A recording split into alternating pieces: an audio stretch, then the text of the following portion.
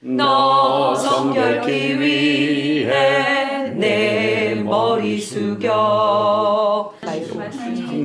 즐거울 때다. 주여 주여 주여 너 주여. 주님만.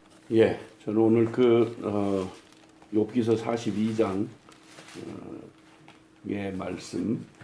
욥이 여호와께 대답하여 이르되 주께서는 못하실 일이 없사오며 무슨 계획이든지 못 이루실 것이 없는 줄 아오니 무지한 말로 이치를 가리는 자가 누구니까.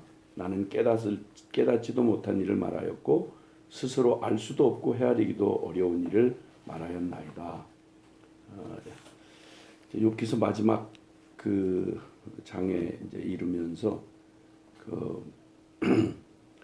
뭐 이런저런 여러 주님이 또 깨닫게 하시고 말씀 주시는 것도 있지만 욥기서의 그 주제가 결국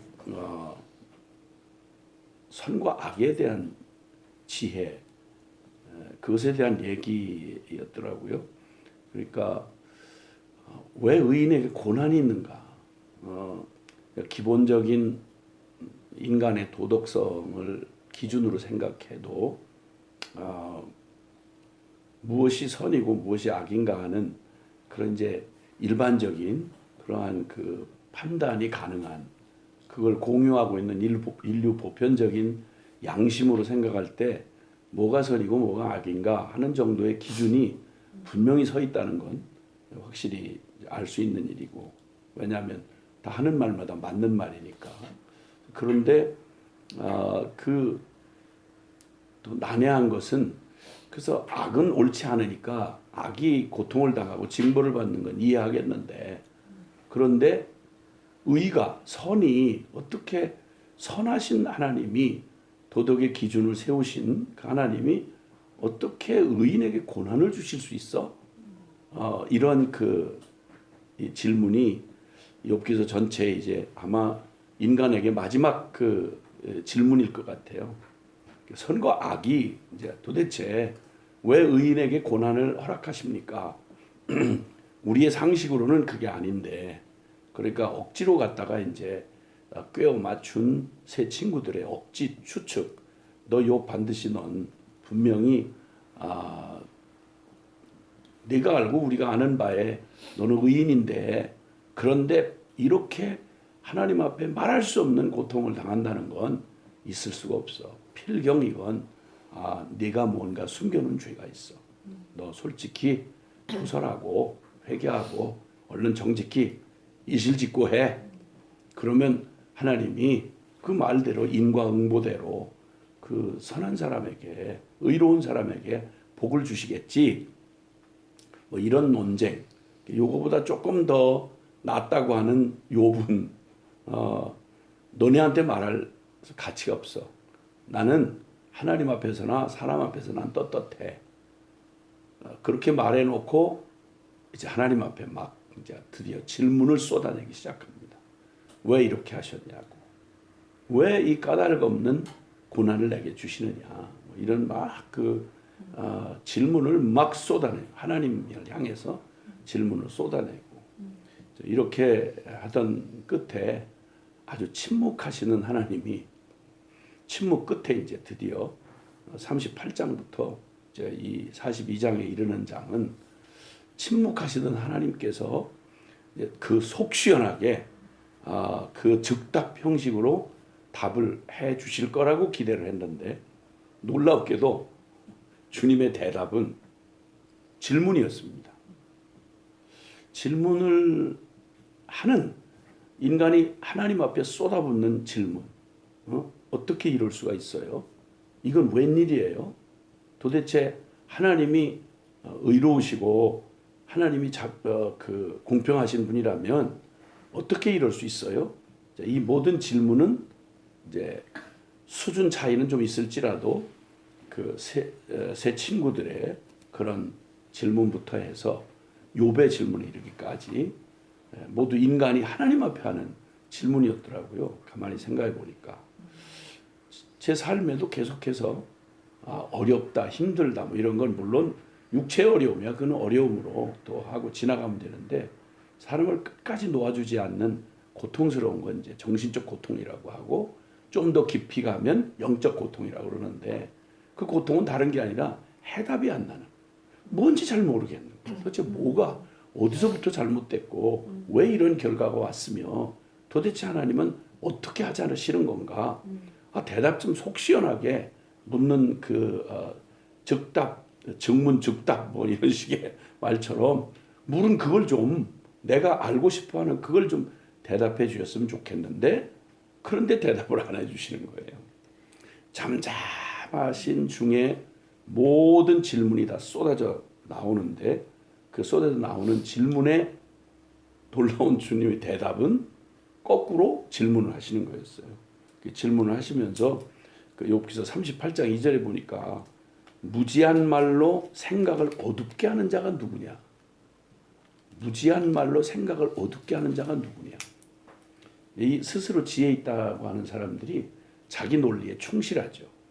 난 이해할 수 없어. 이제 이렇게 제 수준 안에 제 논리의 이해의 틀 안에서 이해하고 용납할 수 없다. 이해가 안 된다 그러면 난 받아들일 수 없어. 이러는 이런 아주 자기 주장이 강한 뭐 아이 때부터 이제 시작을 하지만 무지한 말로 생각을 어둡게 하는 그러니까 더 넓게 생각해야 할 일이 있는데 제가 본 그 수준 그 틀 안에다 이해를 시켜달라는 거예요. 그러니까 저도 가만히 생각을 해보면 제가 어렵다고 뭐 이해 안 된다 뭐 어쩌고 이랬던 막 그런 것들이 결국은 모든 것에 대한 그 질문 바른 질문이 아니라 정말 유치한 질문 혹은 그때 그 수준에 맞는 질문 이상 할 수도 없는 거예요. 그러니까 그 사실은 모든 걸 알 수 없는 무지한 자가 스스로 생각을 어둡게 한다. 어리석음에 어리석음을 더하는 것.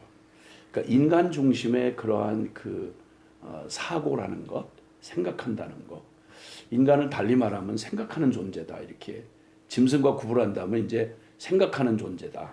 그것이 지적이든 영적이든 생각하는 존재인데, 근데 그 생각 자체를 안 하고 사는.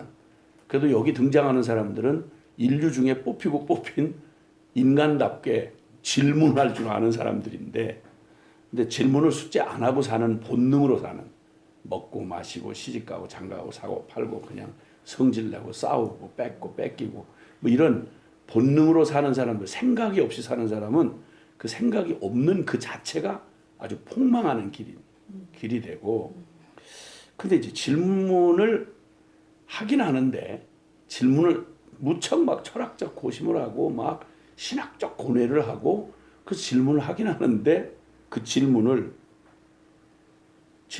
대답해 줄 대상을 바로 믿거나 알지 못하면 스스로의 논리에 자꾸 질문을 하는 거죠.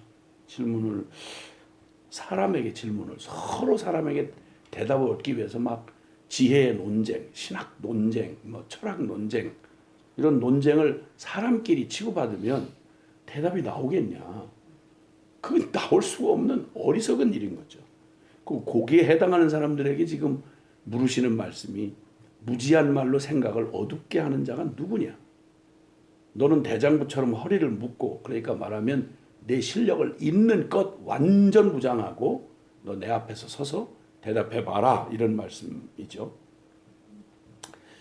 그런데 이제 스스로 대답이 나올 수 없는 그들에게 주님이 그 사실을 거꾸로 역으로 주님 말씀하면서 물으시는 말이 너 무지한 말로 생각을 어둡게 하는 자가 누구냐 하고 물으셨던 주님이 요 42장 40장 2절에 보면 트집 잡는 자가 전능자와 다투겠느냐? 트집 잡는 사람들은 보통 평론한다 이런 얘기들을 하는 사람들. 뭐 자기가 축구를 잘하기 때문에 저걸 각도를 조금만 잘 차넣더라면 골인인데 짧았습니다. 작전이 부족합니다. 뭐 이제 이렇게 평가를 할 수 있는 사람이 스스로 자기가 볼을 찰 수 있는 사람이냐? 그런 건 아니라는 거죠. 그러니까 트집을 잡는 거예요. 트집. 뭐 무슨 능력이 있어서가 아니고 이건 왜 이래요? 왜 이렇게 못했어요? 왜 나한테 그래요? 하고 이제 트집을 잡는 자가 전능자하고 다투겠느냐? 라고 이제 물으시면서 하나님을 탓하는 자는 대답하라. 이렇게 주님께서 그 질문을 하시는 거예요. 그러니까 여기 그 사람이 하나님께로 향하는 이제 질문을 했다는 건 굉장히 바른 길을 찾았다는 말인데, 이 질문을 하는 우리에게 주님이 오히려 거꾸로 질문을 역으로, 그 응답이 질문을 던져주시는 거예요. 너 무지한 말로 생각을 어둡게 하는 자가 누구냐? 또 트집 잡는 자가 전능자와 다투겠느냐? 그러니까 네가 네 수준으로 지금 질문하는 그 전에 내가 너에게 먼저 질문하는 질문에 답해라 라고 이제 물으시는 거죠.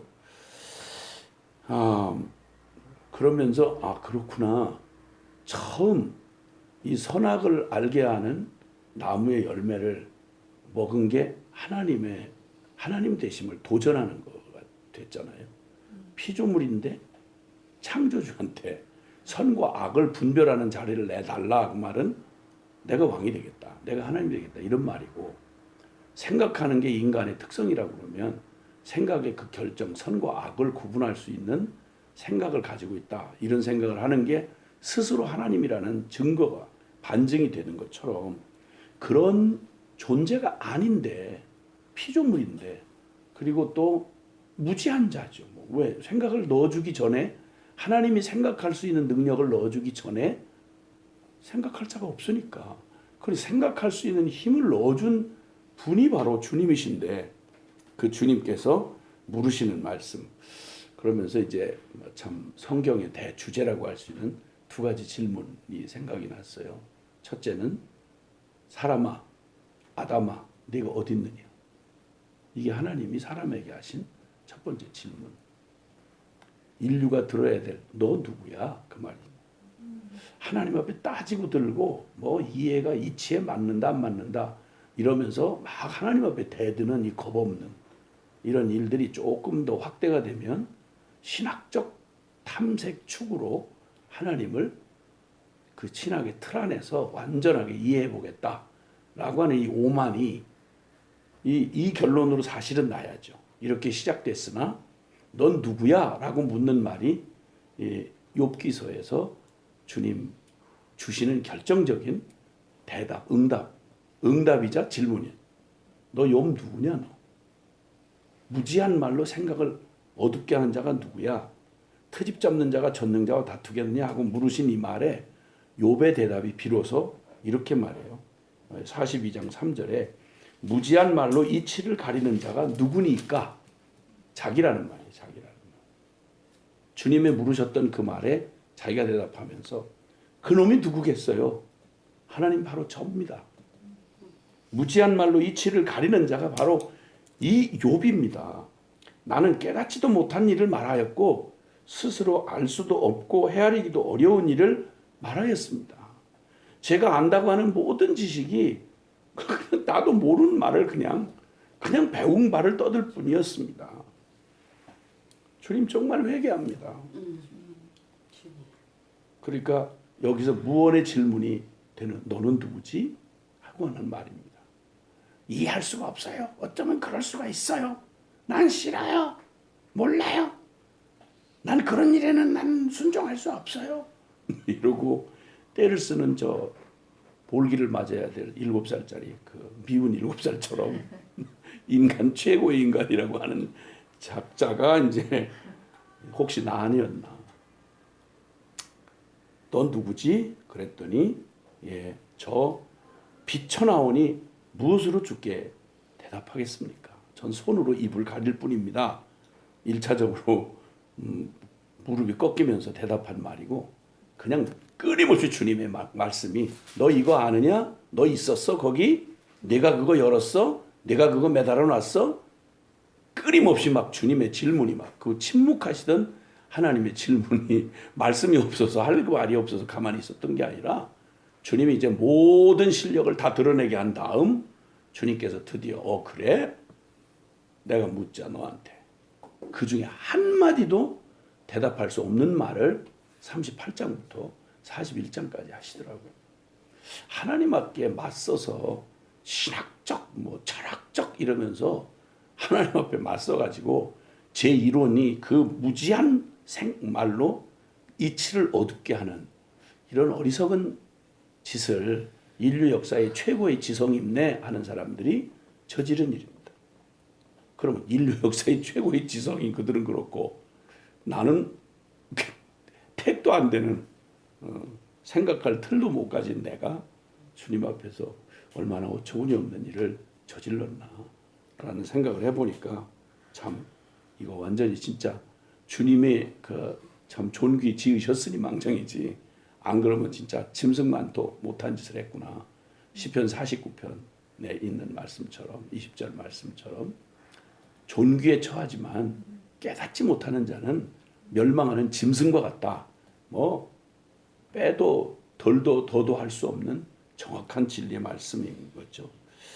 나는 피조물이며 하나님 앞에 지음받은 자요.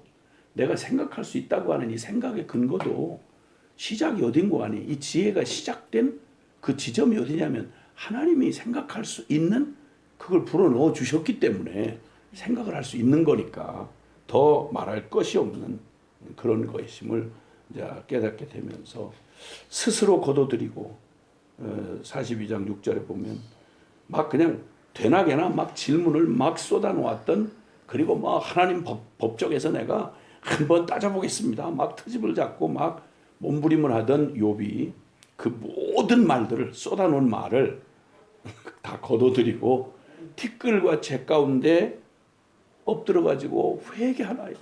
주님 회개합니다. 그가 말하다가 나중에는 결국은 그 주님에게 무슨 책망까지 듣느냐면 네가 내 공의를 부인하려느냐. 욥이 자기의 의로움을 주장하다가 무슨 일을 저지르게 됐냐면 그 40장 8절에 보면 네가 내 공의를 부인하려느냐? 내 의의를 세우려고 나를 악하다 하겠느냐? 와. 그러니까 로마서 10장 3절이 생각나더라고요. 이스라엘이 하나님께 열심은 있으나 지식을 따라 한 것이 아니요. 오히려 하나님의 의를 모르고 자기 의를 세우려고 힘써 하나님의 의를 부인했다. 하나님의 의를 버렸다라고 주님 말씀하신 거죠. 그러니 이 정도만 해도 이렇게 이 정도니까 거기에 이 창조하신 첫 창조에 관한 근거한 질문으로도 입을 딱 가로막았어요. 그럼 그 다음에 당연히 거기 나오는 질문이 여기 회개하고 무릎 서서 나는 악합니다. 비천합니다. 라고 말한 이 사람에게 제일 필요한 건 구원자인 거죠.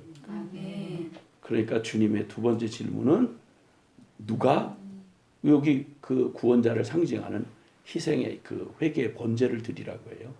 그 욥도 그렇고 욥의 친구들을 위해서도 그렇고 결국 그림자 같은 얘기지만 구원자에 대한 계시를 주님이 결론으로 삼아 주시는 걸 보면서 야 하물며 하나님의 비밀에 속하는 첫 창조에 대한 이 웅장한 하나님의 수준의 지혜는 아야 지혜라고 말할 것도 없는 그런 일이지만 한 걸음 더 나가서 하나님의 비밀 십자가에 둬야 어떻게 인간이 알 수 있겠어요. 유대인도 못 알아듣고 이방인도 알아들을 수 없는데 어떻게 미천하고 참 무지한 아주 그냥 이 티끌 같은 이런 존재인 죄의 악덩어리였던 이 존재적 죄인인 내가 어떻게 십자가에 돌아 알아들었지? 이건 성령이 아니고는 성령께서 정말 주님의 그 은혜로 부어주신 지혜가 아니면 십자가의 도는 어떤 이에게는 멸망하는 자들에게는 미련한 것이고 이건 죽어도 깨나도 알아들을 수가 없는 말이고 그러나 설명할 수 없지만 하나님의 부르심을 입고 사랑을 입은 자들에게는 십자가에 둬야말로 하나님의 구원하는 능력이 됨이라. 더 감격이 됐어요. 그래서 욥기서를 보면서 이 십자가의 도의 지혜야말로 이건 정말 하늘에서 내려준 복과 기적 중에 이에 비할 것이 없구나. 그러니까 나 아무것도 더 알고 싶지 않다. 그리스도 예수라는 지식이 나의 모든 자랑하던 모든 걸 정말 배설물처럼 똥처럼 여길 수밖에 없게 만든다. 그리고 난 십자가밖에 자랑할 거 없어. 나 건들지 마. 난 십자가의 흔적을 가졌어.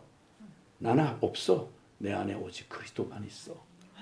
이런 고백은 특별한 어떤 뭐 이런 거가 아니라 정말 이 내가 어떤 자며 하나님의 질문 앞에 서서 나는 누구며 그리고 내게는 어떤 구원자가 필요한지를 물으시는 주님의 질문 앞에만 참 정직하게 서면 그 다음 뭐 변한다 안 변한다 뭐 어렵다 힘들다 그 모든 얘기가 다 그 앞에다 무릎을 꿇고 끝나는 완벽한 하나님의 대답.